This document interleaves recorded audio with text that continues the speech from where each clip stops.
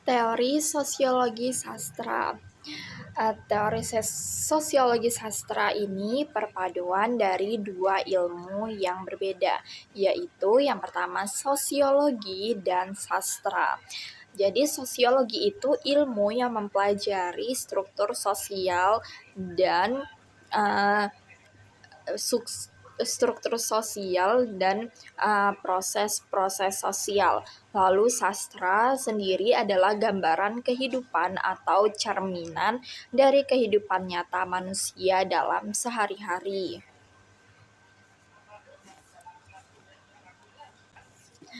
Ada asumsi dasar kajian sosiologi sastra. Apa aja asumsi dasarnya? Yang pertama itu ada karya sastra sebagai cerminan masyarakat. Yang kedua ada pengaruh lingkungan sosial terhadap penulis. Yang ketiga, sastra sebagai eksperimen moral. Yang keempat, karya sastra sebagai refleksi pengalaman hidup. Dan yang kelima, kehidupan sosial sebagai kehidupan sosial sebagai pemicu lahirnya karya sastra. Lingkup kajian sosiologi sastra itu ada 3 pandangan teoritisnya. Yang pertama ada Welek dan Warren tahun 1989. 3 sasaran pendekatan sosiologi sastra. Yang pertama, membicarakan latar belakang status sosial pengarang. Yang kedua, isi karya sastra yang berkaitan dengan masalah sosial. Dan yang ketiga, pembaca yang mengkaji masalah pembaca dan pengaruh sosial karya sastra bagi pembaca. Yang kedua, Lawrenson dan Swingmuth memandang sastra sebagai dokumen sosial dan mengungkapkan sastra sebagai cermin situasi sosial penulis.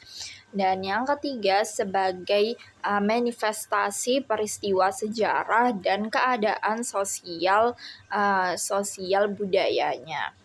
Lalu yang ketiga ada Watt, membahas hubungan timbal balik antara sastrawan, sastra, dan masyarakat.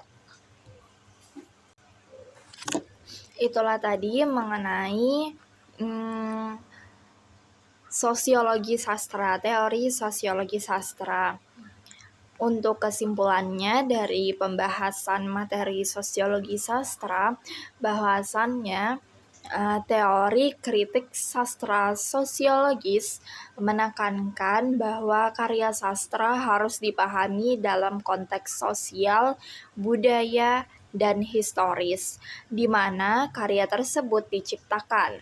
Karya sastra tidak hanya merupakan produk artistik, tetapi juga merupakan cerminan dari kondisi sosial dan hubungan kekuasaan yang ada pada masa itu. Selain itu, sastra tidak hanya merefleksikan kondisi sosial, tetapi juga memiliki potensi untuk mempengaruhi pandangan sosial dan mendorong perubahan sosial. Teori kritik sosiologis mengakui bahwa karya sastra dapat berfungsi sebagai alat kritik sosial dan media untuk merancang perubahan dalam masyarakat. Teori kritik sastra sosiologis juga menawarkan kerangka kerja yang penting untuk memahami karya sastra sebagai produk dan cerminan dari kondisi sosialnya. Pendekatan ini memberikan wawasan tentang bagaimana sastra berfungsi dalam konteks sosial, memperlihatkan hubungan antara teks dan struktur sosial, serta menilai peran sastra dalam memperkuat atau menantang ideologi dan norma-norma sosial. Dengan demikian, teori ini memperluas pemahaman kita tentang sastra tidak hanya sebagai karya seni, tetapi juga fenomena sosial yang aktif dan mempengaruhi.